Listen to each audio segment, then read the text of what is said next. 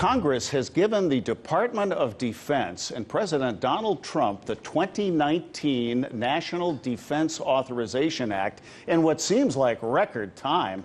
The $717 billion budget passed overwhelmingly with bipartisan support. According to the Peter G. Peterson Foundation, the United States already spends more on defense than Russia, China, Saudi Arabia, India, France, United Kingdom, and Japan combined. The budget also takes issue with NATO ally Turkey. An amendment would block the sale of F-35 jets to Ankara.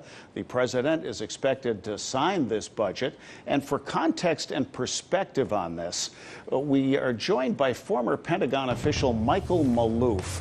Michael, members of Congress love defense spending because whatever the Pentagon wants has parts sourced to dozens of states.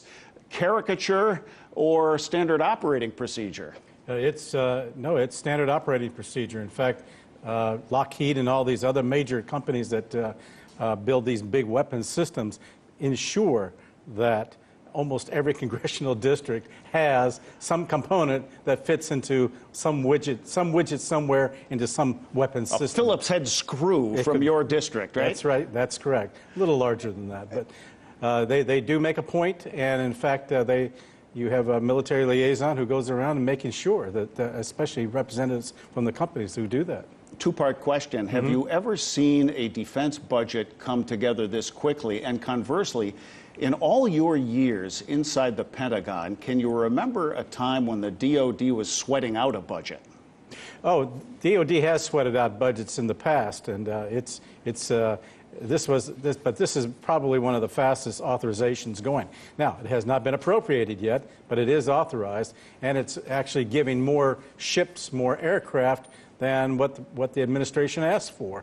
So, and this is all in line in the lead up to 2018 midterm elections, so that congressmen can go home. In fact, that's probably why they passed this monstrosity just before they took off for the holidays. You anticipate my next question when you say monstrosity. From what you have seen so far of this budget, give us some headlines. It's probably one of the larger ones. We are seeing an increase principally in not only larger weapon systems, but it also reflects the new orientation of the strategic initiative that the president has outlined of looking at Russia, China as adversaries. And this is where it's all going. This budget, as you pointed out, alluded to earlier, is actually twice that of China, and the Russia's is only half of China's in terms of defense spending. So this is monstrous. They've also increased the contingency operations budget, which is separate and apart from the major budget. The actual budget is $639 billion, and then you have another $69 billion for contingency operations, which does all your special operations and stuff like that. We're talking about another aircraft carrier, new submarines. We're talking about, I mean, these are strategic weapons systems that they're bringing in. In addition to giving military personnel another 2.6% raise, which is the largest in years. So this is monumental. I'm out of time, but I got to ask you anyway. We live in uncertain times and with an unpredictable president. Under these circumstances, isn't putting a budget like this together academic? No, this was designed to increase and to show strength, peace through strength, and I think that it fulfills President Trump's motto. Veteran Pentagon official Michael Maloof, thanks for joining us. Pleasure.